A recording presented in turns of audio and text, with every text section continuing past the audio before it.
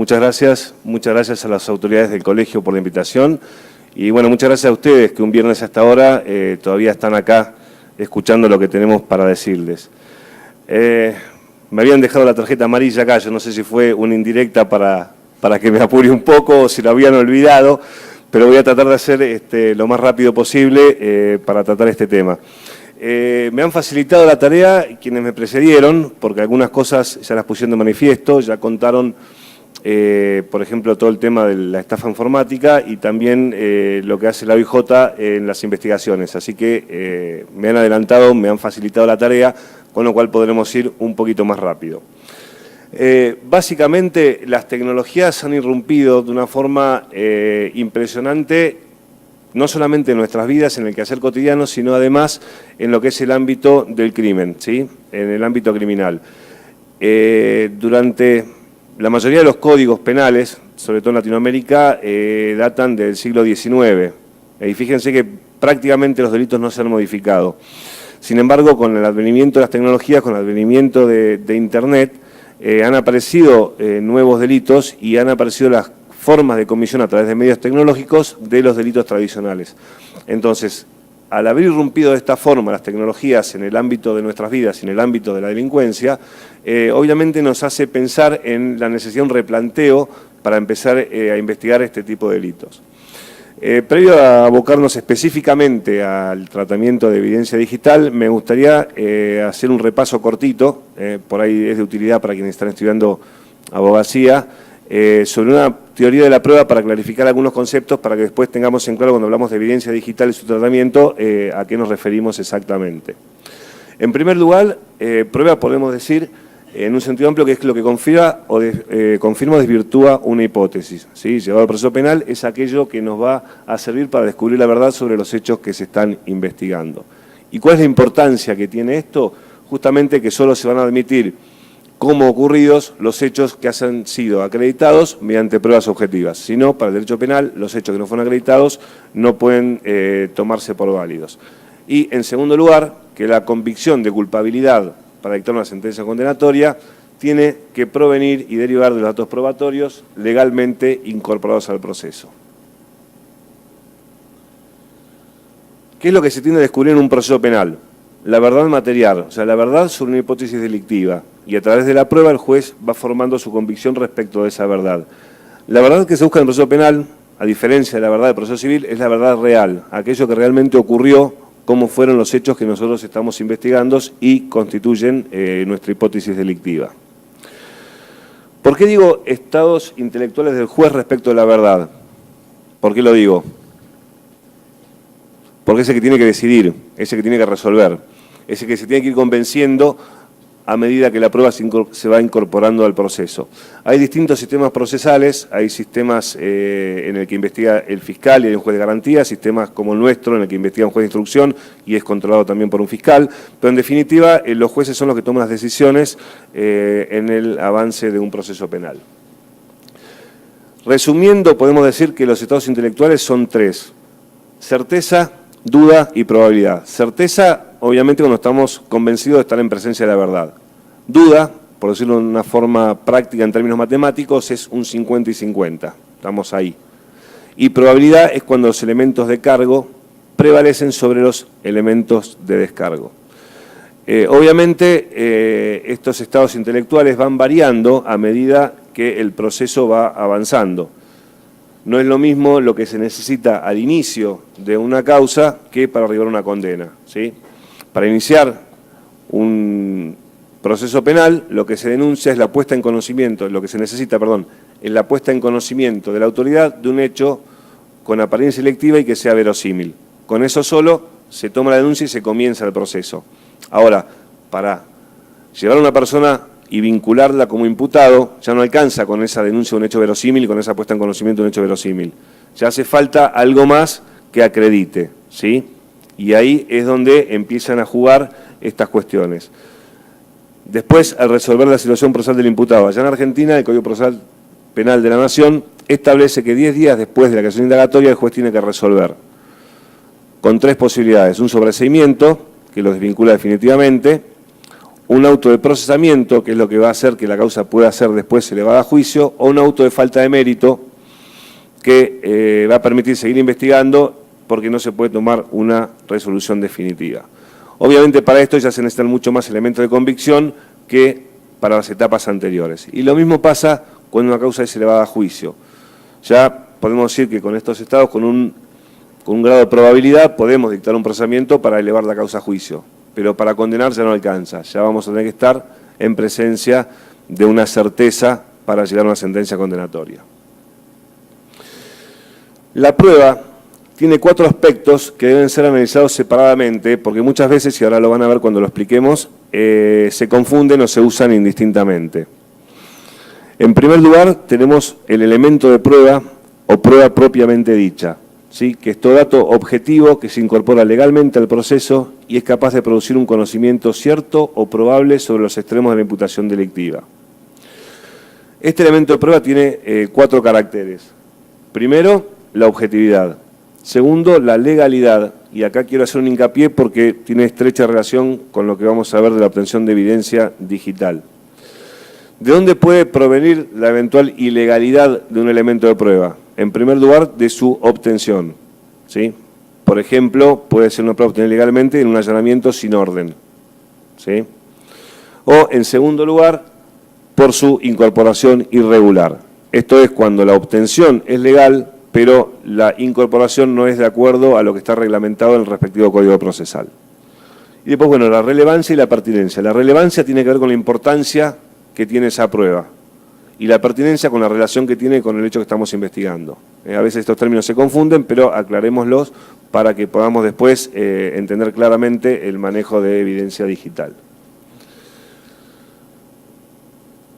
En segundo lugar tenemos el órgano de prueba, que es el sujeto que porta un elemento de prueba y lo transmite al proceso. De alguna forma podemos decir que es un intermediario entre el juez y la prueba. En tercer lugar, el medio de prueba, que es el procedimiento establecido por la ley tendiente a lograr el ingreso del elemento de prueba al proceso. Eso es lo que les decía recién respecto de la incorporación irregular, ¿sí? Cuando se altera este procedimiento establecido por la ley o no se cumple, esa incorporación es irregular. El resultado es el mismo en los dos casos, la prueba no es válida. Y en cuarto lugar, el objeto de prueba, que es aquello que puede ser probado o sobre lo que debe recaer la prueba. En sentido abstracto puede ser sobre cualquier cosa, inclusive sobre hechos de la naturaleza. Podemos estar investigando un incendio en el que haya fallecido alguna persona y tal vez haya sido causado por un rayo, entonces se puede determinar si hubo una tormenta, si cayó un rayo, cuál fue el origen. Así que fíjense que por eso decimos sobre cualquier cosa, cualquier cosa puede ser probada. Y en concreto, sobre lo que tenga relación, lo que sea pertinente a la hipótesis delictiva que estamos investigando, ¿sí? Esto es un resumen, una síntesis para mostrarlo con el ejemplo de la declaración testimonial. El elemento de prueba sería los dichos del testigo, los datos que aporta.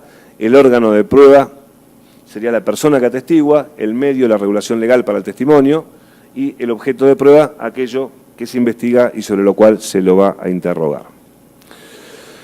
Otra cuestión importante respecto de esto, porque a veces se habla de evidencia digital, de prueba, y a veces se confunden los términos evidencia y prueba. Entonces vamos a clarificarlos también.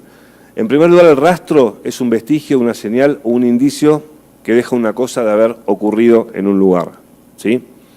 Evidencia es una certidumbre patente y clara y tan perceptible de una cosa que nadie puede racionalmente dudar de ella. Les voy a poner un ejemplo para que lo vean claro, sobre un caso concreto. Es un caso un poco viejo, no había ADN todavía en esa época. Eran 2 mujeres ancianas italianas que vivían solas en una casa, medio aisladas del entorno, salían muy poco y en un momento reciben una pensión de un tío en Italia. Reciben mucha plata y empiezan a arreglar la casa, empiezan a trabajar un montón de gremios, empiezan a trabajar pintores, albañiles, plomeros, y un buen día aparecen muertas a golpes en la cabeza. Empieza la investigación y en las inmediaciones de la casa se encuentra un martillo que tiene una mancha y tenía un pelo, ¿sí? ¿Qué es eso?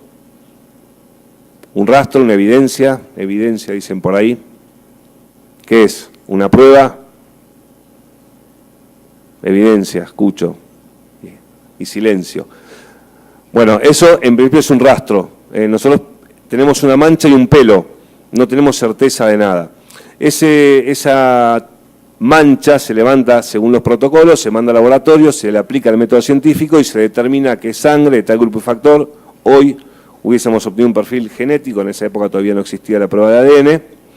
Y respecto al pelo se determinó que era cabello pelirrojo y además que tiene una enfermedad que se llama tricorrexis nudosa, que tiene unos bulbitos. Ahí ya tenemos evidencia, o sea, cualquier científico que aplique el protocolo y el método científico llega a la misma conclusión, ¿sí? Esa mancha es sangre tal grupo y factor. Y esa sangre correspondía a una de las víctimas, con lo cual se pudo vincular ese martillo. Entonces, ¿ahora qué tenemos? Esa certeza de la enfermedad del pelo y de la mancha, ¿qué es? Bueno, ahora sí evidencia, ya tenemos una certeza. ¿Eso es prueba? ¿Sí o no? Los que hacen así pueden decir sí también. No, todavía no. ¿Qué nos prueba? Que es sangre de la víctima y que hay un pelo con una enfermedad. O sea, no nos vincula nada. Entonces, se empezó a buscar entre todos los que trabajaban. Obviamente había un pelirrojo, si no este caso no tendría final feliz, y tenía esa enfermedad. Si hubiésemos tenido un perfil biológico, bueno, se hubiera comprobado y hubiera tenido el perfil biológico. Entonces, la prueba es la justificación de la verdad de los hechos controvertidos en un juicio realizada a través de los medios previstos por la ley. Entonces, fíjense cómo el rastro se recategoriza en evidencia cuando le aplico el método científico, ¿sí? Y la evidencia se recategoriza en prueba cuando, a través de ella, lo utilizo para acreditar un hecho en un juicio o en un proceso, ¿sí? Y ahora sí, después de estos minutos que me tomé para hacer esta introducción, vamos al tema que nos ocupa en esta charla de hoy. El delito físico, el delito tradicional, tenía una escena de un crimen, sigue teniendo una escena de un crimen porque se siguen cometiendo. Es un lugar físico y en esa escena del crimen se empiezan a recoger los rastros, los indicios, justamente para tratar de identificar al autor del hecho. Los autores del hecho cometían los delitos en lugares físicos. ¿Qué pasa con el cibercrimen, con el ciberdelito, con los delitos cometidos a través de medios informáticos o los delitos propiamente informáticos? Se cometen en el ciberespacio. El ciberespacio no es un lugar físico, el ciberespacio no tiene fronteras, el ciberespacio no tiene límites. ¿Y cómo se producen estos delitos? Siempre a través de un dispositivo, a través de una terminal. Nadie puede acceder al ciberespacio sin una terminal o sin un dispositivo. Entonces, por eso este dibujo, esto nos indica que tenemos que realizar todas las medidas tendientes a determinar primero cuál fue ese dispositivo para tratar de poder llegar a quién fue la persona que cometió ese delito. Entonces, este paso previo nos implica un cambio de paradigma en la forma de investigación. Y este cambio de paradigma tiene que tener consecuencias, primero, en las reformas legislativas en materia penal, en la tipificación clara de delitos. Estoy totalmente de acuerdo con la introducción que hizo mi colega acá en la estafa de informática, los problemas que traía en un principio porque no estaba bien tipificada y evidentemente faltaba una entrega voluntaria generalmente en estos casos. Y lo mismo pasa con los medios de prueba y la debida adecuación de la legislación procesal. O sea, con los medios de prueba tradicionales, el allanamiento, la declaración testimonial, la pericia, etcétera, los careos, no podemos comprobar y acreditar con certeza, como les decía antes, estos hechos que se cometen a través de Internet. Entonces, primer punto, adecuar las legislaciones. Segundo punto, el ciberespacio no tiene fronteras. Entonces, ¿qué se necesita? Cooperación internacional. No podemos estar trabajando cada estado en forma aislada, cada policía en forma aislada, sino que tiene que haber una comunicación permanente y tratar de todos juntos a colaborar con las investigaciones, sobre todo en los delitos de crimen organizado que se cometen en distintos lugares.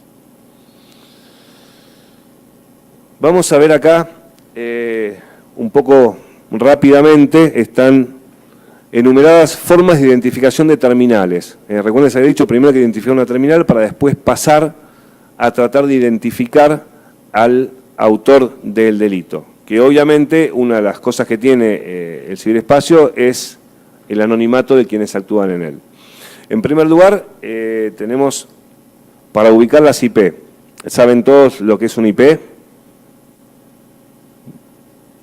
Nadie dice sí, alguno mueve la cabeza.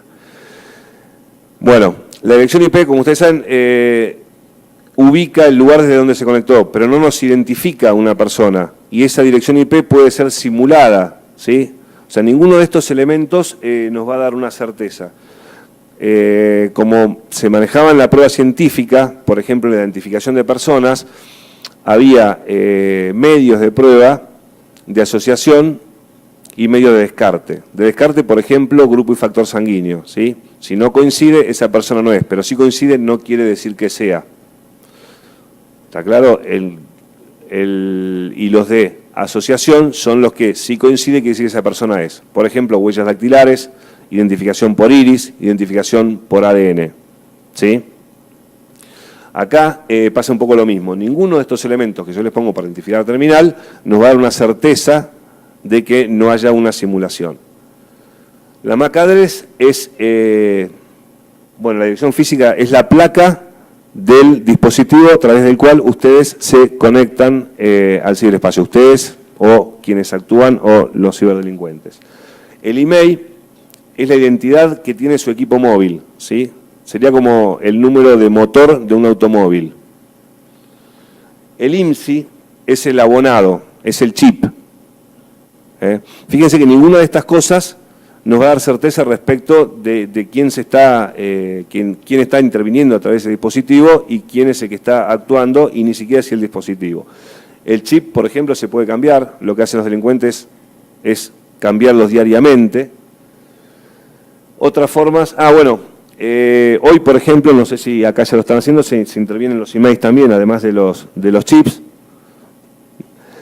Bueno, se puede intervenir el email. El email, la intervención del email no nos va a dar contenido, no vamos a poder intervenir comunicaciones, por ejemplo, pero sí, si lo cambian, nos va a decir cuál es el chip que está actuando en ese momento, cuál es el que está impactando en ese email, entonces nos va a permitir saltar rápidamente a empezar y cambiar el número que está intervenido para poder seguir esas comunicaciones. Y también nos va a reportar ubicación respecto de ese email, ¿sí? Independientemente de las antenas a las que se vaya comunicando el chip. Logs de conexión, ¿cuál es el sistema operativo? Se puede determinar cuál es el sistema operativo que utilizó la persona que se conectó al ciberespacio para cometer ese delito. Bueno, browser, los lenguajes, el tamaño de pantalla también se puede determinar. Uno puede saber si fue a través de una computadora o fue a través de un dispositivo móvil y cuál es el tamaño de pantalla que tenía. Los certificados que utilizan y otros. Entonces, este primer paso es para tratar de determinar de dónde vino el ataque, qué dispositivo. Las organizaciones internacionales obviamente se dan un registro de todo esto, porque a veces no se puede identificar cuál fue la persona, pero sí que se accedió desde el mismo dispositivo para cometer determinados hechos, ¿sí? Después viene el tema de la identificación del usuario, que es mucho más difícil también porque no actúa físicamente en el lugar. Y acá voy a hacer también una aclaración que a veces parece se confunde el término entre individualización, palabra que me cuesta, e identificación. La individualización es cuando podemos determinar que es una persona determinada, por ejemplo, por un apodo o algo. No tenemos el nombre, no sabemos la identidad, pero sabemos que esa persona cometió varios delitos. Les pongo un ejemplo con un caso de delito físico. Ayer tuvimos un caso en el norte de Argentina, en la provincia de Tucumán, donde apareció una chiquita violada y asesinada. En otra jurisdicción, eso es lo que tiene Argentina, al ser un país federal, cada provincia tiene su propio poder judicial y su propio código procesal, aparecieron meses después chiquitas en las mismas circunstancias hasta que, pasado un tiempo, ocurrió un mismo hecho en la misma jurisdicción. Entonces la fiscal que tenía el caso vio que los dos perfiles genéticos coincidían, pidió si había casos similares en las jurisdicciones de alrededor y había otros casos. Entonces tenían 7 hechos en los que coincidía el perfil genético. Es decir, que había individualizada una persona, pero como no tenían contra qué comparar, no sabían quién era, no tenían identificada, ¿sí? Entonces está clara la diferencia entre individual e individualización e identificación. Este caso, por suerte, se pudo resolver porque si bien en Argentina no hay base de datos, sí hay una base mínima de datos con todos aquellos perfiles que en algún momento se investigaron en causas penales, que es una base de unos 11.000 datos, no es muy grande tampoco. Se comparó con esa base y dio positivo con uno de los registros, que era una persona que había estado imputada por una violación, pero después no se pudo comprobar que la relación no hubiera sido consentida. entonces había tenido sobreseído. Pero su registro quedó en esa base de datos y, bueno, sirvió para vincularlo, para probar estos hechos que estaban investigando. Entonces, bueno, pasamos a identificación del usuario. Una de las formas pueden ser con los nombres de sesión o apodos. O sea, es muy común, y ustedes inclusive lo deben hacer, que tienen un nick, un nombre para actuar en Internet o un apodo con el cual habitualmente ustedes se comunican y interactúan en el ciberespacio. También se puede determinar a veces las cuentas de correo, lo que es mensajería instantánea, cómo participan en las redes sociales. Los números de teléfono están asociados, generalmente los tienen asociados a los Facebook, que se puede determinar a través si uno puede conseguir el número, el Facebook asociado y hacer investigación en redes sociales. Se utiliza mucho lo que es Open Source Intelligence, o sea, investigación en las fuentes abiertas. Nosotros constantemente, digo nosotros, yo también, incluso no participo en ninguna red social, no tengo Facebook, no tengo ninguna, pero todos estamos constantemente enviando información que está en un sitio público, digamos, de alguna forma. Sobre todo aquello que se puede acceder sin contraseñas, sin passwords, es público en Internet. Entonces se hace inteligencia sobre eso y es increíble la cantidad de información que se puede obtener en una investigación. Bueno, conexiones a carpetas en la nube, backups, logs, los accesos por métodos biométricos. Cuando hay accesos por métodos biométricos hemos tenido la suerte en algunas investigaciones que hemos sí podido determinar entonces quién es. Aquellos dispositivos que tienen huella dactilar para ingresar. Lo que sí tenemos allá es la posibilidad de comparar con el registro de las personas, donde sí está identificada toda la población con huella dactilar. O a veces hay dispositivos también que tienen el iris para identificarse. Si nosotros tenemos una configuración, podemos llegar a identificar cuál es la persona. Esos son los accesos por métodos biométricos. Bueno, cámaras web, ritmo de tecleo, redacción y errores de ortografía. Esto es importante porque quienes hablaron antes mencionaron el ransomware como una forma de comisión de delito, sextortion también. La sextortion, no sé si acá tienen la misma experiencia, generalmente vienen de África, de algún país africano, pero en inglés. Entonces esto de la forma de redacción también nos sirve para determinar, darnos cuenta que si bien está en idioma inglés, no viene de un país de habla inglesa. ¿Sí? Normalmente cuando uno ve la redacción es la aplicación de Google Translate directamente al africano, al idioma de origen, al inglés, y ahí viene. Entonces cuando la redacción en inglés no es la adecuada, la que corresponde, uno puede determinar que no es de ahí. Fíjense que para eso son cuestiones medio vagas, pero que sirven, por ejemplo, para ir descartando o para ir juntando cibercriminales, por decirlo de alguna manera. Por ejemplo, el FBI ya tiene especialistas en redacción, o sea, pueden ubicar, según la redacción, tratar de ir asociando quiénes pueden haber cometido esos delitos.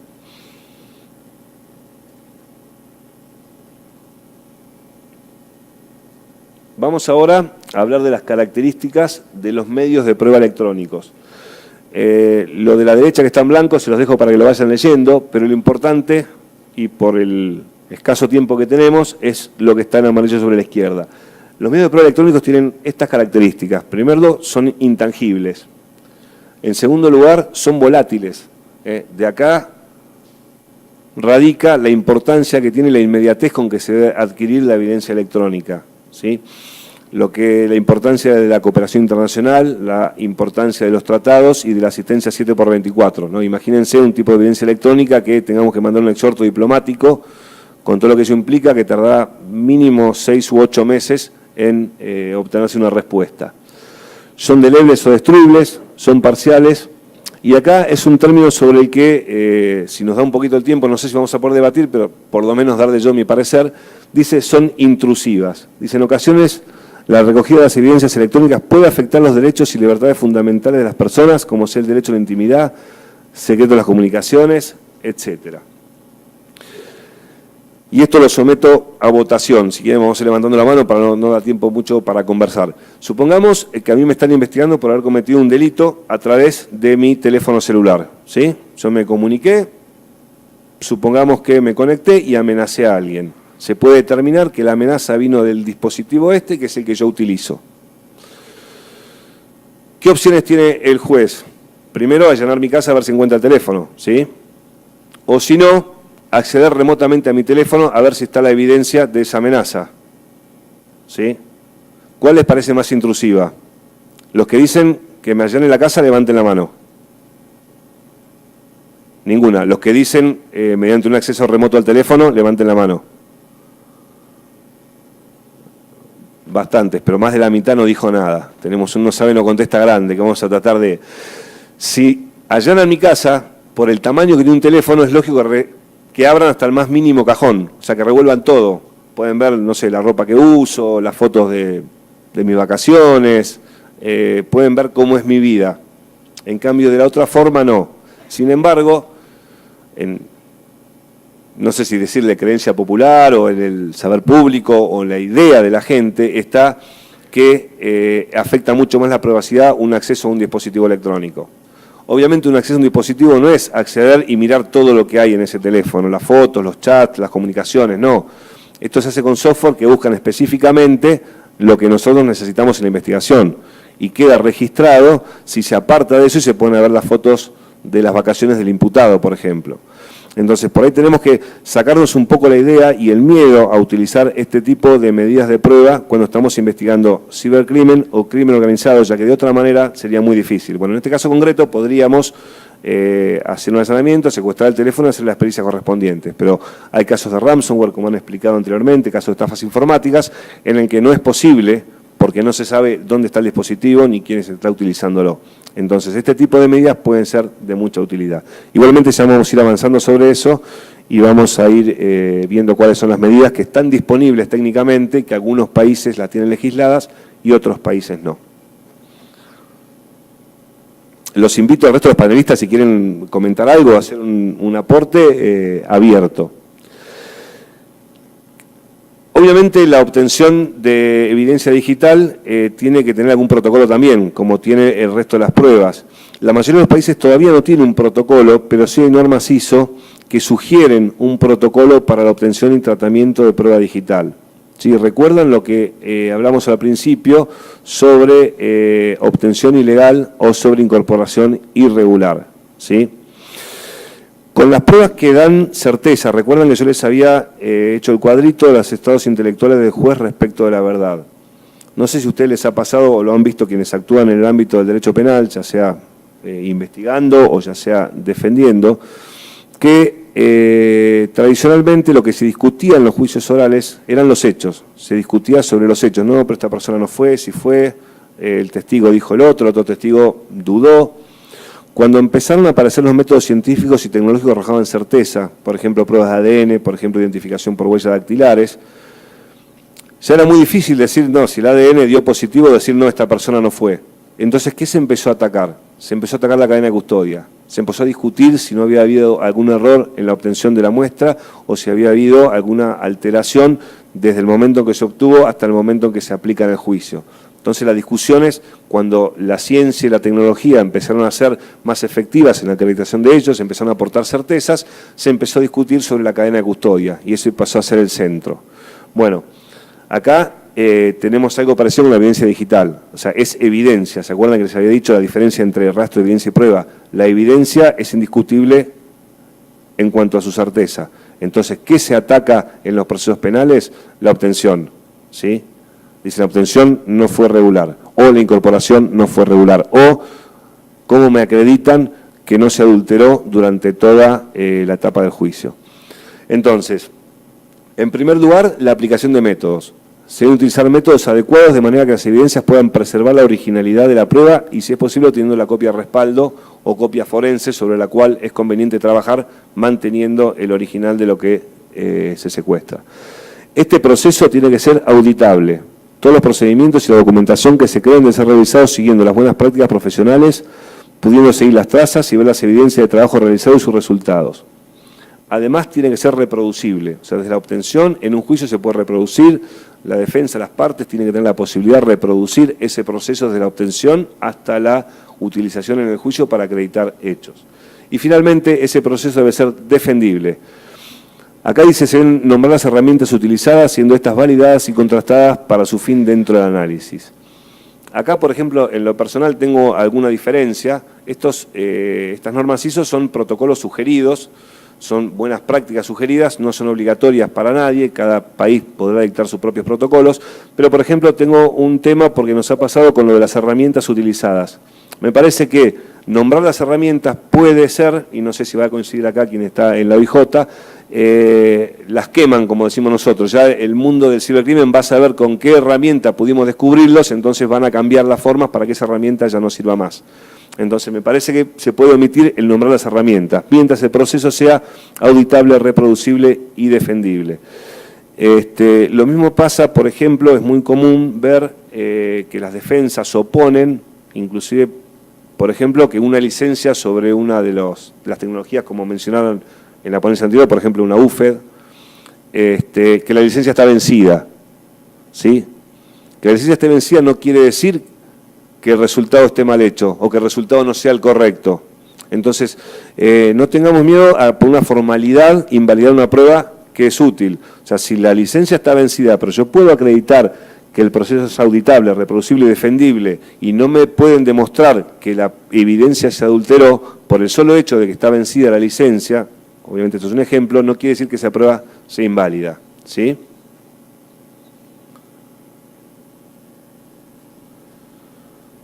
Aparecen en escena nuevos personajes, por decirlo de alguna manera. Hoy en día cualquiera puede recibir un ataque a través de cualquier dispositivo. En los hechos, en los lugares físicos, normalmente, cuando ocurrían, inmediatamente llegaba persona policial, en poquitos minutos. Normalmente que llegaba, obviamente, no era la unidad criminalística, sino que era el oficial de calle, pero por lo menos tenía los conocimientos mínimos para acercar el lugar y esperar que llegaran los que sabían, los técnicos, los peritos. Hoy en día cualquiera de nosotros en cualquier momento puede recibir desde un ataque, una amenaza, un ransomware, en cualquier tipo de dispositivo. Y se necesita en ese momento, por las características que vimos recién que tiene la evidencia digital, una capacidad como para acreditar esos hechos. Allá tuvimos un caso de un ransomware a un organismo estatal, y lo que hizo el jefe de sistema de ese organismo fue formatear los equipos, con lo cual borró toda posibilidad de obtener evidencia para saber de dónde vino ese ataque.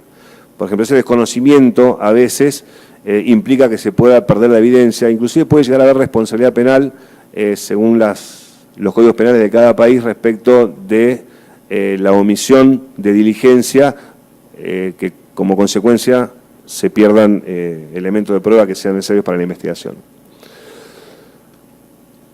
Bueno, esta norma ISO, que tomo como ejemplo para esta charla, está dividida en tres procesos. Primero, la identificación, consiste en la localización e identificación de las potenciales evidencias que yo necesito para los hechos que estoy investigando.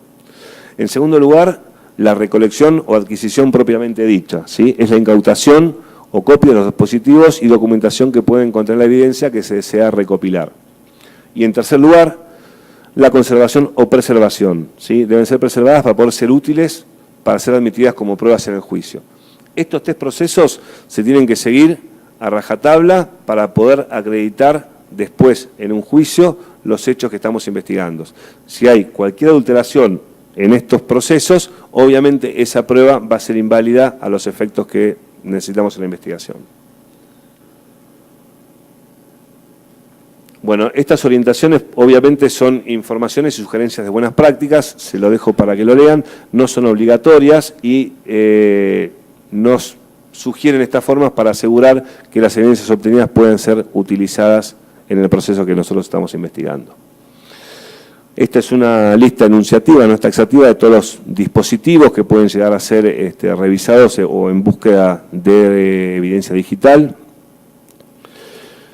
Y acá los metadatos los voy a pasar rápido. Los metadatos son aquellos datos que están alrededor de lo que se está investigando. Por decirlo de alguna forma, también se utiliza el término datos de tráfico, para diferenciar los datos de contenidos. Los metadatos son, por ejemplo, cuando hay una comunicación, el origen de la comunicación, de dónde a dónde, de qué lugar a qué lugar, cuánto tiempo duró, si hay una georreferencia. Esos son metadatos, el tiempo que duró, ¿sí? Y hay distintas clasificaciones, las vamos a pasar rápido, pero los metadatos nos dan muchísima información, inclusive nos pueden dar desde trayectorias, desde lugares donde estuvo una persona, un montón de datos que son muy útiles en una investigación. Ahora vamos a ver, les voy a mostrar un ejemplo. Estas son clasificaciones de metadatos que las vamos a pasar, sepan que hay muchos tipos distintos y que son de mucha utilidad en las investigaciones.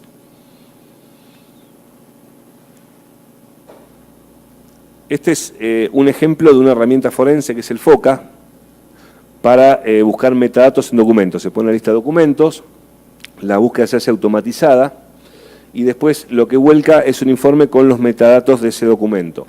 Acá, por ejemplo, y yendo a lo que les decía antes de la evidencia digital, nos marca determinadas cuestiones, como por ejemplo la fecha de creación del documento y la fecha de última modificación.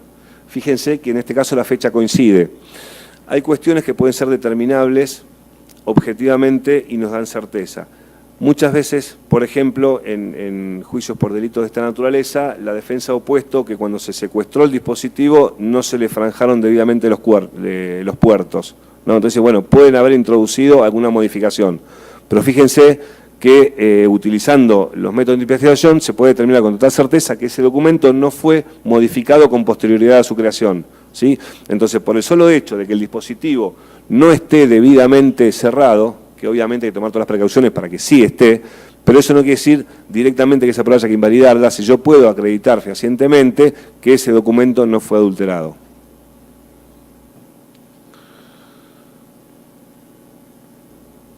Vamos a llegar a este cuadro que va a ser un poco más largo porque aquí quiero analizar unas cuantas cosas con ustedes y me gustaría que por ahí participen un poco también. Esto es un análisis que se hizo en el 2015 entre todos los países de habla hispana y fue sumado Brasil, o sea, Iberoamérica más Brasil, respecto de la tipificación de estos delitos y respecto también de las normas procesales. Lo que se pudo determinar, en primer lugar, es que había escasa jurisprudencia en la materia. La jurisprudencia era aislada y no era concordante. En algunos países es diferente la terminología y el alcance de las conductas. Esto también hace difícil, como decía Adalid en su presentación, lo que busca la Convención de Budapest es unificar, no limitar, sino unificar y tratar de hacer más común esta tipificación para hacer más fácil el trabajo internacional. En tercer lugar, se pudo ver que la mayoría de los países pasaron de tipificar conducta del mundo analógico al mundo digital. Es lo que decía el colega don Oscar hoy, o sea, en Argentina pasó eso, directamente al artículo de estafa le agregaron un inciso al final que decía o por cualquier medio informático, pero se olvidó de modificar y de mover todos los otros elementos del tipo penal. Entonces pasaba eso.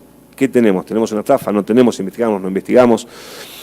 Sí está tipificado el acceso sin autorización.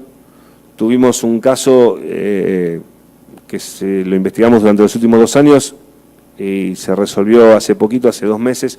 Hicimos unos allanamientos, era un caso de estafa informática mediante una técnica de SQL injection, que por ahí acá sí el colega la va a conocer. Eran 2 técnicos de informática muy capacitados que accedieron al sistema de Movistar. Las empresas de telefonía, allá me imagino que será igual, regalan los teléfonos a las compañías porque ganan con la venta del servicio. Entonces tienen los vouchers, los imprimen para dárselos a las empresas y las empresas van a buscar los equipos. Así funcionaba.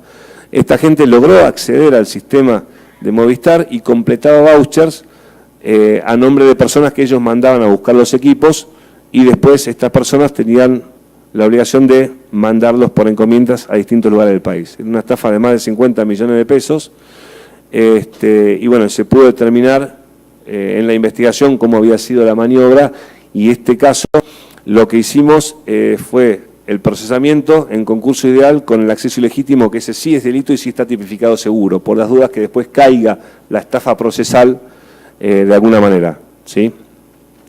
Después, muy pocos países han tipificado conductas del mundo digital, únicamente, como por ejemplo grooming, ese es el que la mayoría de los países tipificó, como por ejemplo el acceso ilegítimo, que tengo entendido que acá el acceso sin autorización en sí mismo no es delito, requiere que se cometa algún daño o que se extraiga información.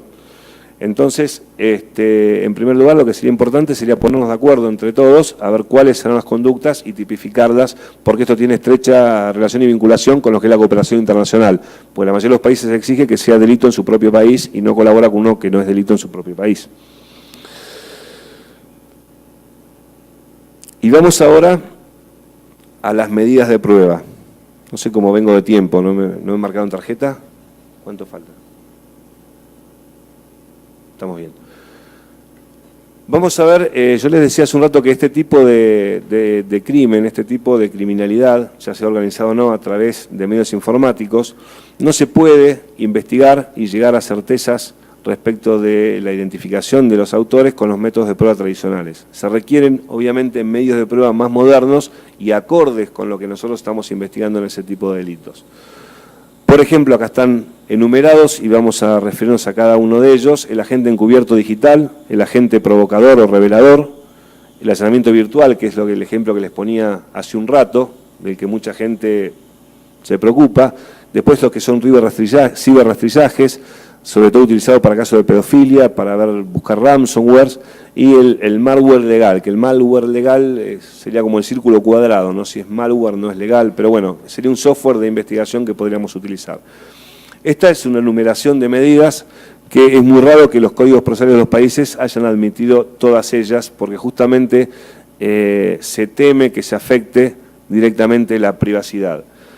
En el mundo, en el ciberespacio, estamos todos empezando, estamos todos ante algo en principio desconocido, de a poquito vamos sabiendo de qué se trata, pero hoy, por ejemplo, nadie de ustedes se preocupa si pasa un patrullero o un policía por donde ustedes están, o si ven pasar el patrullero cuando van manejando. Es más, yo creo que se van a preocupar si de golpe ven que por mucho tiempo no pasa.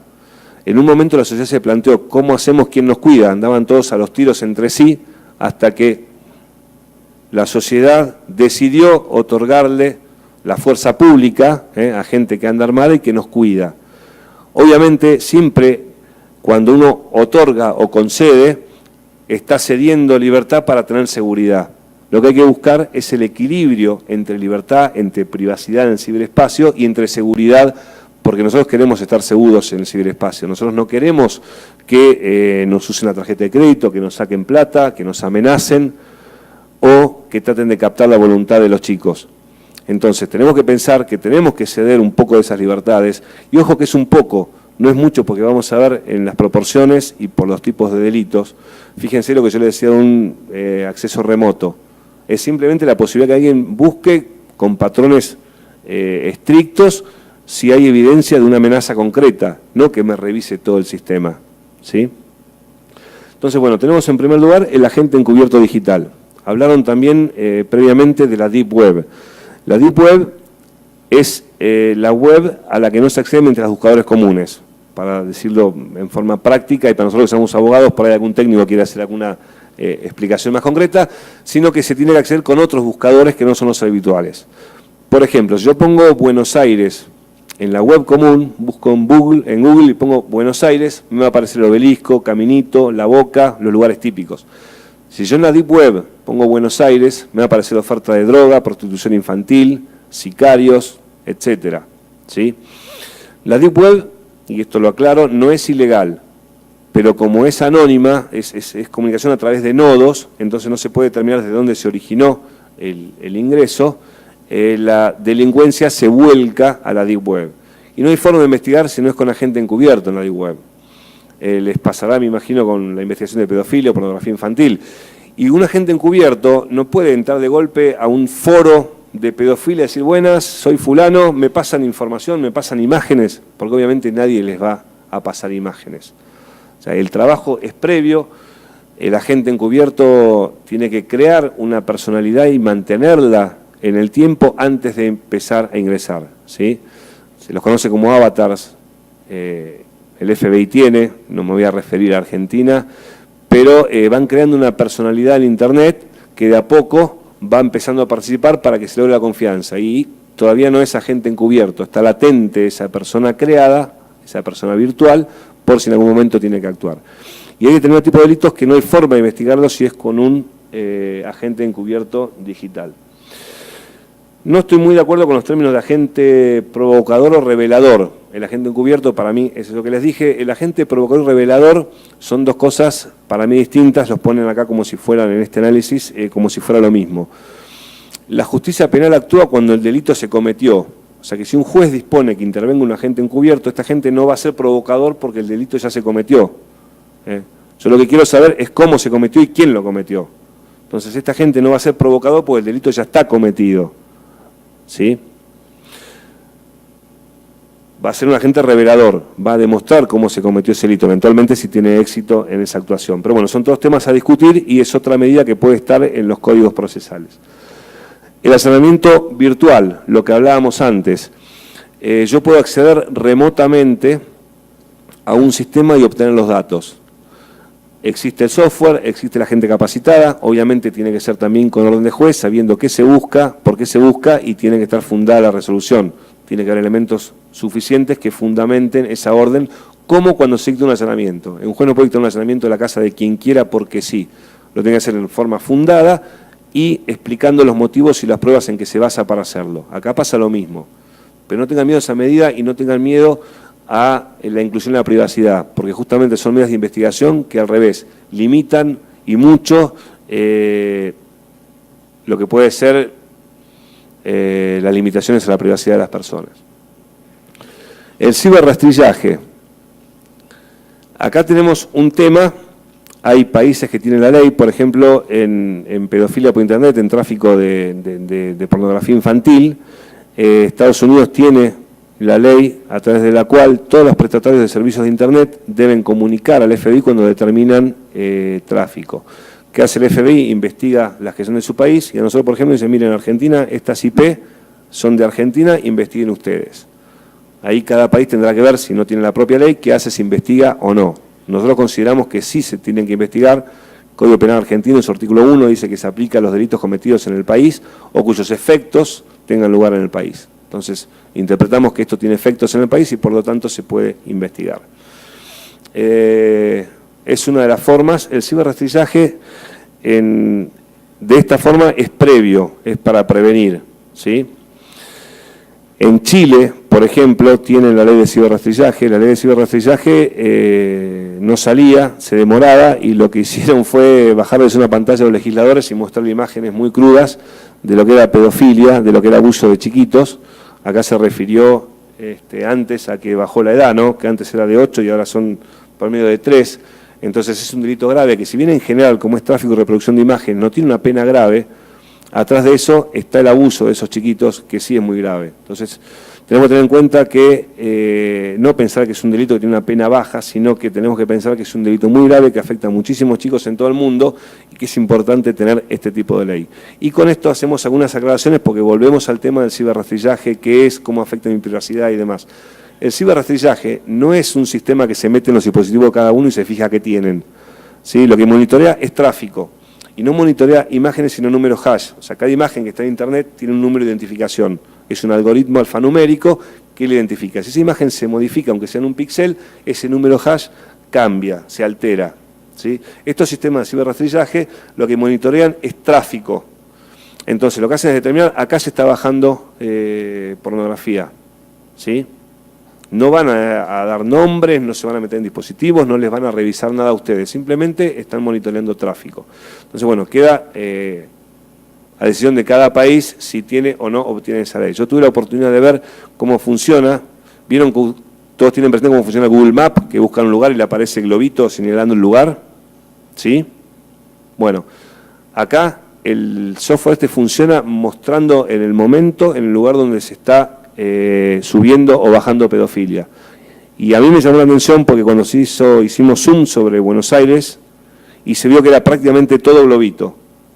Eso estaba ocurriendo en ese momento. Entonces no tengamos miedo de aplicar este tipo de medidas que son para seguridad. Así como no tenemos miedo de que ande el patrullero por la calle permanentemente, no tengamos miedo de que se pueda rastrillar justamente para evitar delitos, para prevenir delitos, no solamente de tráfico de pornografía, sino también, como por ejemplo ransomware o otro tipo de delitos de los que somos víctimas habitualmente. Y finalmente me queda el malware legal, como lo catalogaron acá. Software, hablan de hacking ético, hablaron ayer, malware legal. Hoy hay un montón de software que nos permite tomar un dispositivo y controlarlo remotamente. Inclusive se puede acceder a un equipo y dejarlo latente un año y de golpe activarlo. Y mediante un software de esa naturaleza, por ejemplo, se podría tener control de las comunicaciones, se podría saber qué hace esa persona, hasta se podría activar el micrófono para escuchar lo que conversa o se podría activar la cámara para saber quién es el que utiliza el dispositivo. Pensemos esto no para una amenaza común, porque ahí por ahí sí sería una medida un poco intrusiva, pero por ejemplo para investigar crimen organizado, para investigar trata de personas, para investigar tráfico de drogas. Muchas veces es muy difícil obtener información. Para investigar crimen organizado es fundamental acceder a información, a las comunicaciones y atacar las finanzas. Entonces hay que determinar los circuitos financieros del crimen organizado y las comunicaciones. Es la única forma de poder investigarlo con eficiencia o con efectividad. Y para esto es fundamental medidas a veces de esta naturaleza. Entonces, pensemos en la forma de realizarlas, pensemos en que son indispensables para trabajar este tipo de delitos y para ser eficientes y eficaz en el combate de todo este tipo de delitos. Y ahora, en el tiempo que me queda, quiero hacer una comparación. Ya me están mostrando la tarjeta amarilla, así que voy a tratar de ir muy rápido. Una comparación con el Código Procesal Penal de la Nación Argentina y el de España, que para mí es una de las leyes más completas en este tipo de medidas. Es la Ley de Enjuiciamiento Criminal, fue reformada en el 2015 y legisla todas estas medidas y establece cuáles son las condiciones. Voy a ver si puedo cumplir en 5 minutos para decir todo eso. Fíjense, estos son los dos artículos que tenemos en el Código Procesal Penal argentino, que es de 1992. Es todo lo que tenemos y una con un agregado. Fíjense que el título no lo modificaron. La primera es el artículo 222, que establece que para la mayor eficacia de inspecciones y reconstrucciones, el juez podrá ordenar todas las operaciones técnicas y científicas convenientes. Para mí, todas estas medidas que les dije recién son operaciones técnicas. Nadie puede decir que no, y la conveniencia la podemos discutir, pero para mí en una investigación son convenientes si los delitos que investigamos son los que hablábamos recientemente. Y en segundo lugar, no modificaron el título, dejaron intervención de comunicaciones. El juez podrá ordenar mediante auto fundado la intervención de comunicaciones telefónicas y le agregaron o cualquier otro medio de comunicación del imputado para impedirlas o conocerlas. ¿Sí? Esto habilita a WhatsApp intervenir, por ejemplo. Sí, Skype, cualquiera, ¿sí? Da libertad. Fíjense como con dos articulitos un juez tiene la facultad, obviamente que con toda la limitación de las garantías constitucionales y del objeto de la investigación. Pero a mí me parece que esto habilita y de hecho lo utilizamos basándonos en estos dos artículos. Y ahora viene el desafío de la ley española, en 4 minutos tratar de resumírselas, porque es el artículo del 588, la ley de procedimiento criminal de España, es una ley en sí misma, es el artículo más largo que vi. Tiene un montón de ítems y a su vez de incisos. Fíjense cómo tomó la prensa la modificación del Código de Enjuiciamiento Criminal que introdujo este tipo de medidas. Lo llamaron, por ejemplo, ley Torquemada, ¿sí? Eso sí, con orden judicial. Dice como que es una aberración, eso sí, con orden judicial, como diciendo, bueno, con eso tapan todo. Agentes encubiertos en la red, intervención de comunicaciones, es legal introducir troyanos para descubrir actividades delictivas, etc. Primero, establece que cuando sea indispensable, voy a lo que está amarillo para ir haciendo más rápido, lo demás se lo dejo para que lo vayan leyendo. Y que tiene que regirse el juez al dictar este tipo de medidas en los principios de especialidad, excepcionalidad, idoneidad, necesidad y proporcionalidad para justificar esa medida, porque se entienden graves. Y esto lo justifican diciendo que el registro remoto tiene un intenso grado de injerencia. Fíjense, como hablábamos hace un rato, concluimos, y creo que ustedes estuvieron de acuerdo, en que el allanamiento físico afecta mucho más la privacidad que un acceso remoto para buscar un elemento determinado, ¿no? La limitación que pone es para los tipos de delitos a los cuales se pueden aplicar estas medidas. Tenemos, en primer lugar, los delitos dolosos castigados con pena con límite máximo de al menos 3 años de prisión, es decir, aquellos que tienen una pena máxima, de la máxima es de 3 años para arriba. En el Código Penal argentino serían la mayoría. Después, delitos cometidos en el seno de un grupo u organización criminal. Y, en tercer lugar, delitos de terrorismo. En general, para delitos graves. Si bien inició primero por una pena de 3 años, que podría parecer baja, cada país puede buscar dónde pone el límite. Pero sí está claro que para cibercrimen, organizaciones criminales y delitos de terrorismo se pueden utilizar este tipo de medidas.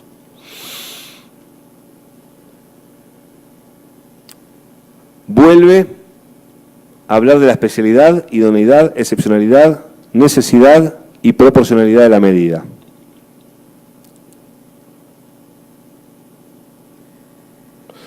Y acá, en este, fíjense que es artículo bis parte A. Tiene varias partes, es muy largo. Me voy a referir a la quinta parte, donde dice: las medidas de investigación reguladas en este capítulo solo se reputarán proporcionadas cuando, tomadas en consideración todas las circunstancias del caso, el sacrificio de los derechos e intereses afectados no sea superior al beneficio de su adopción, resulte para el interés público de terceros. Normalmente cuando un juez está investigando, y más lo que es cibercrimen, no tiene mucho tiempo para analizar todo esto. Si yo, por ejemplo, ordeno el allanamiento que les ponía en el ejemplo y el resultado es negativo, ¿se puede decir que el beneficio no fue superior y que la medida fue equivocada? O sea, el juez tiene que analizar antes, no después con el resultado. Allá en Argentina hay un juego que se llama el PRODE, que uno trata de acertar los resultados del fútbol. El que acierta los 13 partidos se gana el PRODE. El fútbol se juega los domingos. Es un dicho común, allá dice: con el diario del lunes cualquiera gana el PRODE. Estas son decisiones que los jueces, los de instrucción o los fiscales que están en la investigación, las tienen que tomar en el momento. Hacen la denuncia y la prueba es volátil, la prueba desaparece y con lo que tiene que decidir. Entonces a veces no es muy fácil analizar así tan fríamente que si el beneficio va a ser mayor o no. Obviamente uno tiene sus parámetros y puede pensar que si aparece la prueba sí, tal vez no, y se infringió igual la privacidad. Y después agrega, como si fuera una fórmula matemática: para la ponderación de los intereses en conflicto, la valoración del interés público se basará en la gravedad del hecho, su trascendencia social o el ámbito tecnológico de producción, intensidad de los indicios existentes y la relevancia del resultado perseguido con la restricción del derecho. Gravedad del hecho, trascendencia social. Si alguien amenaza al presidente, ¿es grave? O sea, como delito, ¿es grave? La amenaza es unos delitos más simples, menos graves, ¿sí? Pero es el presidente, tiene trascendencia social. Si alguien mata a la hija de un barrendero, de un pintor, ¿es grave? Sí, es mucho más grave, pero no es trascendente. Entonces, esto que quieren poner como fórmula matemática para limitar no es tal. El juez sigue estando con su denuncia, con sus hechos y con la prueba que tiene hasta el momento. Y ahí tiene que decidir si ordena o no una medida de esta naturaleza. Entonces, esto que pareció ser una fórmula para decirle al juez, bueno, aplique esta fórmula matemática y según el resultado, sí o no, resulta que sigue siendo lo mismo. Son todas palabras abstractas que dejan a criterio del juez cuál es la resolución que tiene que tomar. Tarjeta roja, me están por expulsar. Bueno, habla de imprescindibilidad. No da para conversar mucho, simplemente les digo, para mí, y no me queda más que dar mi opinión porque el tiempo así me lo marca, en este tipo de investigaciones para delitos que se cometen en ciberespacio, estas medidas para mí son imprescindibles. No hay otra forma de esclarecerlos. Lean ustedes, dice que el resultado tiene que ser de forma suficientemente fiable y no fija un protocolo. ¿Suficientemente fiable a criterio de quién? ¿A criterio del juez que está interviniendo? ¿Y de qué depende? ¿De las herramientas utilizadas, de la tecnología, de la confianza que tengan las fuerzas de seguridad que está hablando? Fíjense que da una definición vaga de la fiabilidad que tiene que tener la prueba que se está utilizando. Es la penúltima esta, tranqui, ya terminamos. Esto es algo que quiero marcar porque a veces cuando se codifica participan personas que no están al tanto de investigaciones. A lo mejor son abogados, especialistas, pero nunca investigaron, o a lo mejor son técnicos. Pero, por ejemplo, establece que cuando las partes quieran solicitar audios o grabaciones, el juez de instrucción, oídas o examinadas por sí esas comunicaciones, iba a decidir. Yo tuve una causa, por ejemplo, en las que hubo más de 250.000 horas de escuchas telefónicas. Si yo hubiera tenido que escucharlas por mí mismo, hice la cuenta con una calculadora, trabajando 10 horas por día durante 148 años, recién hubiera podido escucharlas a las horas estas. Si estamos trabajando con estos sistemas, si estamos trabajando en el cibercrimen, si estamos trabajando con toda esta tecnología, las búsquedas tienen que ser automatizadas, o sea, no se puede buscar. Obviamente que había muchísima gente escuchando, había varias líneas en escucha directa y la persona que está escuchando de una fuerza de seguridad inmediatamente me pone conocimiento, pero de lo que es importante. Y a su vez hay buscadores automatizados para determinar qué es lo útil y qué no es útil en semejante cantidad de horas de comunicación. Y ahora sí, la última, para que no me muestren una tarjeta más, esto lo establece la ley. Fíjense, artículos 588 ter L, estos que tienen. Dice que la Policía Judicial podrá valerse de artificios técnicos. Artificios técnicos. Yo creo que artificios suena algo medio engañoso, no sé si a ustedes les pasa lo mismo, pero yo creo que esto habilita a lo que el informe aquel llamaba malware legal, utilizar cualquier tipo de software para obtener información de una organización criminal. los dejo a criterio de ustedes que piensen lo que se les ocurre. Bueno, con esto termino.